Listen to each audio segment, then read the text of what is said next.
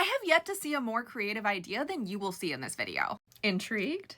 This is Daily Dems doing the work, making noise, and fighting back, day 164. We are still in Ami Bera's week of repping the rep, and he had a meeting at Planned Parenthood Sacramento, where he reminded us of something you might have forgotten. Men can get health care at Planned Parenthood too, and I think we need to be talking about that more. Val Hoyle posted a wildfire preparedness webinar with Oregon State Fire Marshal Mariana Ruiz Temple that just ended a little bit ago. This is always a great idea, but it becomes fighting back when our federal government has made it abundantly clear that they're not going to help. Today's Democratic Daily Blueprint is on DT's tariff deals, which Hannah calls dinos, deals in name only. Definitely like that use of the acronym better than the other one. If you have any questions about the import taxes, I highly recommend this video. The Democrats in the House Science Committee, including Don Beyer and Suhas Subramanyam, win the award for Most Creative Idea. Yesterday, they held the Things We'll Never Know, a science fair of canceled grants in the foyer of the Rayburn office building.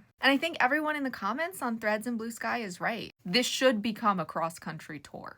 Laura Friedman has today's Democratic Daily Download. It is, of course, all about the big ugly law, because our House Dems are focusing on a unified message. But she also had fun with it and used graphics in a really wonderful way. I want to see these kind of graphics with this entire series.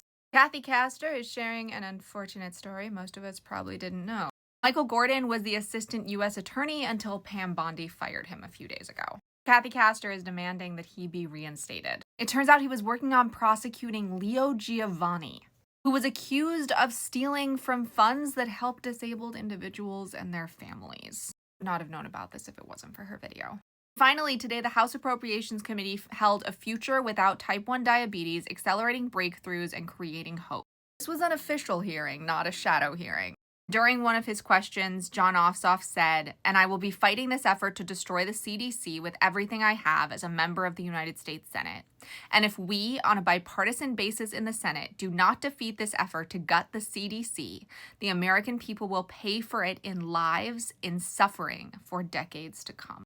So those are just a small handful of today's fighters. I hope this inspired you to go out and find more. If you made it to the end of this post, comment with 7 words because that helps the algorithm. And a microscope. I don't know about you, but I could not be prouder of what our Science Committee Democrats pulled off. If you watched or read any of these stories, comment with what you learned. And a dinosaur. Because yeah, all of the deals that DT has made are in name only. Our voices are our superpower, but only when we use them.